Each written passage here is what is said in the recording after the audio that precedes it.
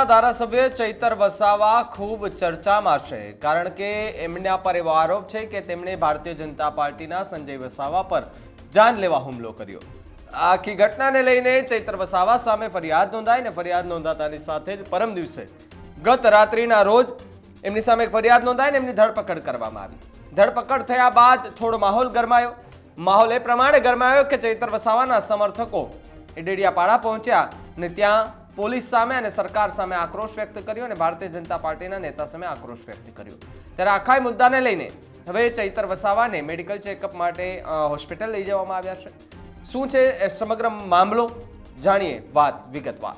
નમસ્કાર, આપ જોઈ રહ્યા છો ન્યૂઝ રૂમ અને આપની સાથે હું છું ભાવિક। પહેલા તો તમે અમારી ચેનલને સબસ્ક્રાઇબ ન કરી હોય તો અમારી ચેનલને સબસ્ક્રાઇબ કરો, બેલ આઇકનને દબાવો જેથી કરીને પડે પડના સચોટ સમાચાર તમને તમારા મોબાઈલ પર તરત જ મળી રહે।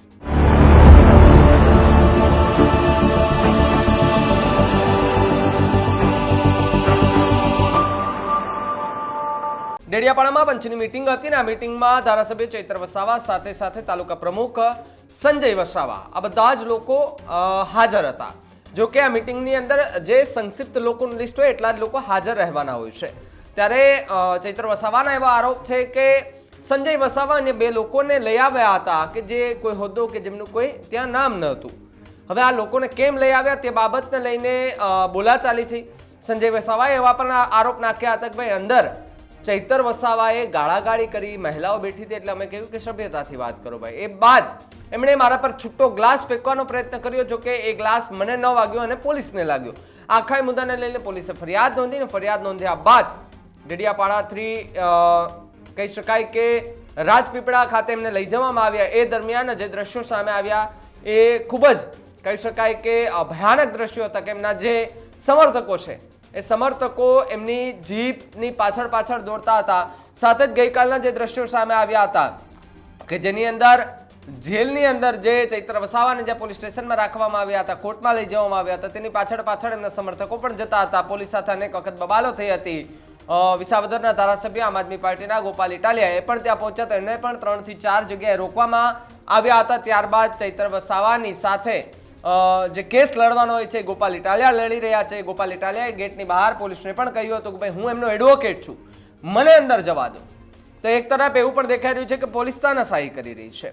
આખા મુદ્દાને લઈને હવે ચૈતર વસાવાનું મેડિકલ ચેકઅપ કરવામાં આવી રહ્યું છે, દ્રશ્યો સામે આવી રહ્યા છે। જ્યારે પોલીસ મેડિકલ ચેકઅપ માટે ચૈતર વસાવાને લઈ જતા હતા ત્યારે કેવા દ્રશ્યો સામે આવ્યા જુઓ વિડીયોમાં।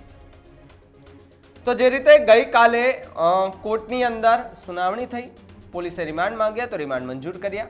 ત્યારબાદ ચૈતર વસાવાના વકીલે જામીન માંગ્યા તો જામીન પણ નામંજૂર કર્યા। હવે આજે સુનાવણી થવાની છે, જિલ્લા કોર્ટમાં સુનાવણી થવાની છે। હવે જિલ્લા કોર્ટમાં સુનાવણી દરમિયાનથી શું ચુકાદો આવે છે તો સમય આવશે ત્યારે જ ખબર પડશે। પણ જો કંઈક આજે પણ જો ચૈતર વસાવાને પોલીસ કસ્ટડીમાં રહેવું પડે છે તો કદાચ એમના સમર્થકો વધુ સંખ્યામાં ડેડિયાપાડા સાથે ત્યાં પહોંચે તેવી શક્યતાઓ છે। જો કે આજે વડોદરા ખાતે લઈ આવવામાં આવ્યા હતા ચૈતર વસાવાને, તો ડેડિયાપાડા અને આસપાસના વિસ્તારોમાંથી એમના જે સમર્થકો હતા એ બધા લોકો વડોદરા જેલ બહાર ઉપસ્થિત રહ્યા હતા અને ત્યાં પણ એમણે વિરોધ નોંધાવ્યો હતો, પોલીસ સામે આક્રોશ વ્યક્ત કર્યો હતો, સરકાર સામે આક્રોશ વ્યક્ત કર્યો હતો। પરંતુ હવે આજે કોર્ટમાં સુનાવણી હાથ ધરવામાં આવશે। શું ચુકાદો આવશે સમય આવશે ત્યારે જ ખબર પડશે। આખા મુદ્દાને તમે કેવી રીતે જુઓ છો કમેન્ટ બોક્સમાં ખાસ લખજો। જોતા રહેજો ન્યૂઝ રૂમ। નમસ્કાર।